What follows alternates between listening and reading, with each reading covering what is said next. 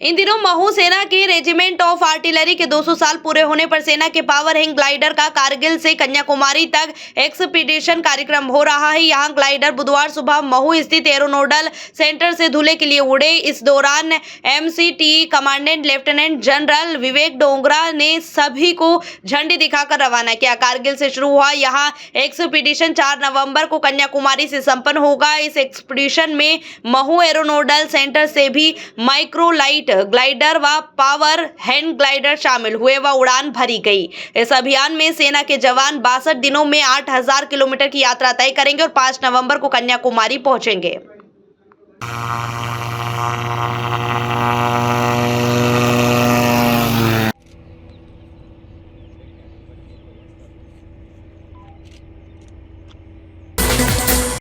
Indore crime branch की team ने 2 बदमाशों को अवैध मादक पदार्थ एमडी ड्रग्स के साथ गिरफ्तार किया है। पकड़े गए आरोपी नशा करने के आदी हैं, बल्कि वे अन्य स्थानों से सस्ते में नशा खरीदकर यहां स्थानीय लोगों को विक्रय करने का काम कर रहे थे। क्राइम ब्रांच के डीसीपी राजेश दंडोतिया ने बताया है कि पकड़े गए आरोपी रेहान खान निवासी जावरा रतलाम और शाहबाज खान निवासी रिंग रोड इंदौर है। दोनों आरोपियों से पूछताछ की जा रही है, जिसमें उनके अन्य साथियों का भी पता लगेगा। आरोपियों के कब्जे से करीब 33 ग्राम ड्रग्स बरामद की गई है।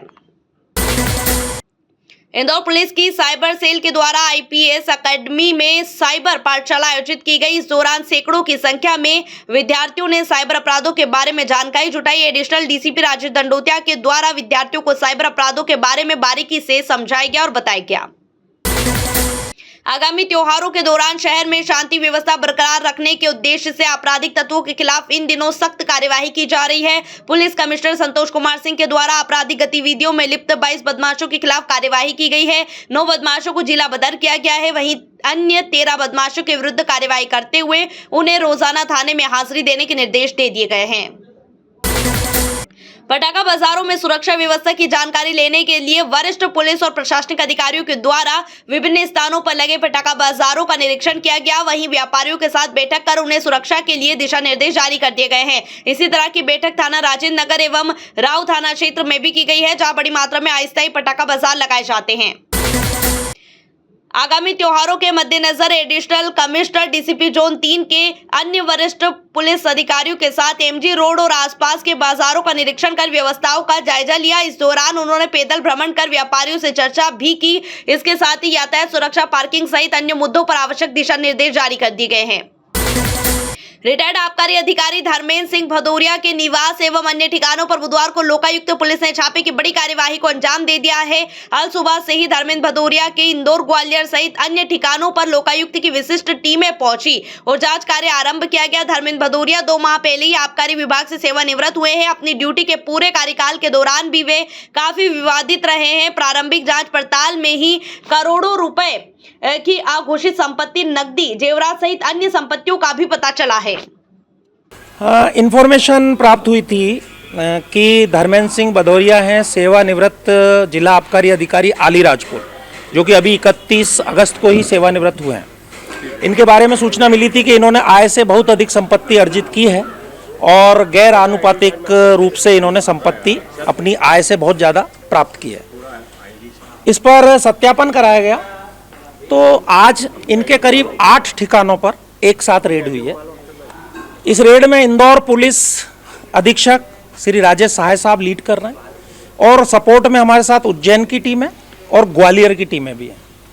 इंदौर में इनके 7 ठिकानों पर, जिनमें कि कैलाश कुंज का इनका आवास, काउंटी वाक का इनका निर्माणाधीन आवास, यवी ग्रीन स्थित इनका फ्लैट और बिजनेस स्काई पार्क में इनके 3-4 ऑफिस, जहाँ की इनकी बेटी और बेटा इनके बिजनेस करते हैं, वहाँ 7 जगह यहाँ पर।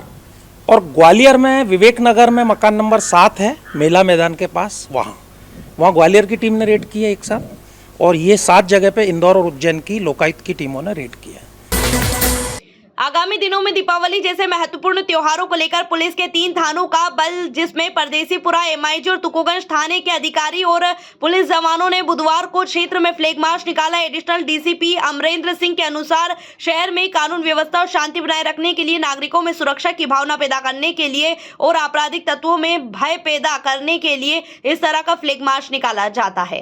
त्योहारों का जो सीजन ऑन है और इस समय काफ़ी बड़ी संख्या में लोग सड़कों पे हैं। इसके अलावा जो खरीदारी जो लोग दुकानदारों में काफ़ी लोग शॉपिंग के लिए भी आ रहे हैं, इसको देखते हुए अभी MIG और परदेसीपुरा का एक जॉइंट ऑपरेशन किया गया है। इसमें थाना प्रभारी MIG परदेसीपुरा और ACP परदेसीपुरा और उसका जो बल है, उनको जो मुख्य मार्ग हैं तो MIG से लेकर के पाटलिपुरा से लेकर के जो सराफा बाजार है वहाँ के बाज़ारों को भी चेक किया जा रहा है। वहाँ जो संदिग्ध आवारा टाइप में लड़के हैं उनको चेक किया जा रहा है। इसके अलावा इंदौर विधानसभा क्षेत्र क्रमांक 3 के कांग्रेस नेता पिंटू जोशी के नेतृत्व में बुधवार को पूरे विधानसभा क्षेत्र के सभी प्रमुख चौराहों पर एक बड़ा हस्ताक्षर अभियान चलाया गया। कांग्रेस नेता राहुल गांधी के आह्वान पर चल रहे आंदोलन वोट चोरी गद्दी छोड़ के तहत आम जनता से समर्थन हेतु हस्ताक्षर कराए गए। इस आंदोलन के तहत महू नाका चौराहा पर कांग्रेस नेता अभिजीत शर्मा के नेतृत्व में डिजिटल हस्ताक्षर अभियान भी चलाया गया। कांग्रेस पूरे शहर भर में वोट छोड़ गद्दी छोड़ आंदोलन चला रही है, क्या आप लोगों के द्वारा प्रदर्शन किया? आज हमने विधानसभा 4 और महू नाका चौराहे पर वोट छोड़ गद्दी छोड़ अभियान के अंतर्गत यहाँ पर हस्ताक्षर अभियान चालू करा है। यूँ तो पूरे शहर में हस्ताक्षर अभियान हो रहा है, लेकिन हमने स्पेशल रूप से यहाँ पर डिजिटल सिग्नेचर का करा है और उसके बाद ये जो सिग्नेचर है ये हम सब गांधी भवन में हमारे शहर अध्यक्ष जी को भेंट करेंगे। कितने चौराहों पर और कितने स्थानों पर आज ये प्रदर्शन? आज इंदौर के समस्त प्रमुख चौराहों पर हो रहा है, सभी वार्डों के अंदर हो रहा है। इसके अंतर्गत कैसा रिस्पॉन्स है जनता का? काफी अच्छा रिस्पॉन्स आप खुद देखिए, यहाँ पर लोग आगे हो के यहाँ पर आ रहे हैं और नारा लगा रहे हैं वोट छोड़ गद्दी छोड़। आपका नाम बताइए। अभिजीत शर्मा। इंदौर में बुधवार को ग्लोबल हैंड वॉशिंग डे 2025 के मौके पर साफ हाथ सेहत का साथ अभियान चलाया गया। इस अभियान के तहत एक विशेष कार्यक्रम आयोजित किया गया। नगर निगम आयुक्त दिलीप कुमार यादव की मौजूदगी में बच्चों ने स्वच्छता की अहमियत जानी और सही तरीके से हाथ धोने की विधि भी समझी। यूनिसेफ एक्सपर्ट्स ने बच्चों को सुमन के पद्धति से हैंड वॉश के स्टेप सिखाए। वहीं ये दिवाली RRR खुशियों वाली अभियान के तहत जरूरतमंद बच्चों को कपड़े और खिलौने, किताबें और मिठाई भी बांटी गई है।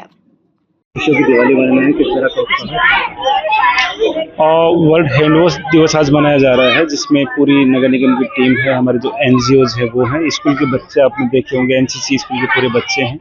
एक अवेयरनेस की कैंपेन है ये और जो हैंड वॉश के जो सारे इंपॉर्टेंस उसको बताया भी गया है और एक पब्लिक पार्टिसिपेशन टाइप का इसमें है।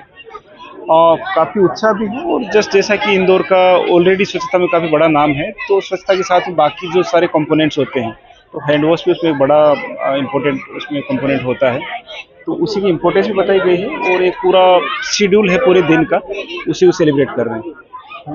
यहाँ पे खुशियों वाली दिवाली बनाने के लिए बनाया है, कैसा उसमें? हाँ वो है ना, फेस्टिवल का भी माहौल वैसे भी चल रहा है, वो तो जस्ट एक सेलिब्रेशन का ये अलग पॉइंट हो गया कि हैंड वॉश डे भी है। अदरवाइज पूरा उनको जो लोकल जो दिए बनते हैं उनके हिसाब से वो सारी जो रंगोलीज हैं वो सारी आज एक सेलिब्रेशन टाइप का भी है, तो पूरी चीज़ें मिक्स हो गई। दीपावली भी है आगे और हैंड वॉश डे भी है, तो सभी उत्साह के साथ मनाया जा रहा है। इस दीपावली पर महापौर पुष्यमित्र भार्गव में एक बार फिर रेहड़ी एवं फूडकर व्यापारियों के प्रति सहानुभूति दिखाई गई है। महापौर पुष्यमित्र भार्गव ने स्पष्ट रूप से अधिकारियों को निर्देश दे दिए हैं कि राजवाड़ा सहित शहर के उन सभी स्थानों पर जहां वर्षों से दीपावली के दौरान रेहड़ी और पटरी की दुकान लगती है, इस बार भी वे सभी दुकानें पूर्व की तरह लगाई जाए। यातायात या पार्किंग के नाम पर दुकानदारों को परेशान ना किया जाए, क्योंकि साल में एक बार उनके लिए भी कमाई का अवसर रहता है और यहाँ इंदौर की एक पुरानी परंपरा है जहां सालों पुरानी बाजारों की रौनक दिखाई देती है। नमस्कार, आप सभी को शुभ दीपावली। यह दिवाली स्वदेशी वाली आत्मनिर्भर भारत के संकल्प के साथ हम सब स्वदेशी दिवाली मनाएं और विशेष रूप से हमारे रेहड़ी और पटरी वाले भाई बहनों को मैं दिवाली की शुभकामनाएं भी देता हूं और हर वर्ष की तरह परंपरागत रूप से लगने वाली सभी रेहड़ी पटरी मान सम्मान और स्वाभिमान के साथ स्वदेशी दिवाली को आगे बढ़ाने के लिए लगी रहेंगी। मैंने सभी अधिकारियों को निर्देश दिए हैं कि राजवाड़ा और जहाँ जहाँ भी परंपरागत दुकानें रेहड़ी पटरी की लगती हैं वे सब दिवाली की उपयोगी वस्तुओं को बेचने के लिए स्वतंत्र हैं। इंदौर में अब सीएम हेल्पलाइन पर फर्जी शिकायतें करने वालों की खेर नहीं। सरकार के सख्त निर्देशों के बाद नगर निगम ने ऐसे लोगों की सूची बनाना शुरू कर दी है जो बार बार झूठी शिकायतें दर्ज कर सिस्टम को गुमराह करते हैं। अब इन आदतन शिकायतकर्ताओं की जानकारी जिला प्रशासन को सौंपी जाएगी ताकि आगे की कार्यवाही तय की जा सके। मध्य प्रदेश सरकार ने सभी जिलों के कलेक्टर्स को निर्देश दे दिए हैं कि ऐसे लोगों को चिन्हित किया जाए जो ब्लैकमेलिंग या वसूली के इरादे से सीएम हेल्पलाइन पर बार बार झूठी शिकायतें दर्ज कराते हैं। सीएम हेल्पलाइन को लेकर जो शासन स्तर से कलेक्टर महोदय को पत्र जारी हुआ है, उसके तारतम्य में कलेक्टर महोदय ने पत्र जारी किया है। उसमें जो झूठी आदतन और ब्लैकमेलिंग प्रवृत्ति वाले शिकायत करता है उनकी जानकारी संकलित करने विभागों से मांगी गई। तो मेरे डिपार्टमेंट के अंतर्गत भी ऐसे लोगों की जानकारी इकट्ठी की जा रही है ताकि कलेक्टर महोदय को वो भेजी जा सके।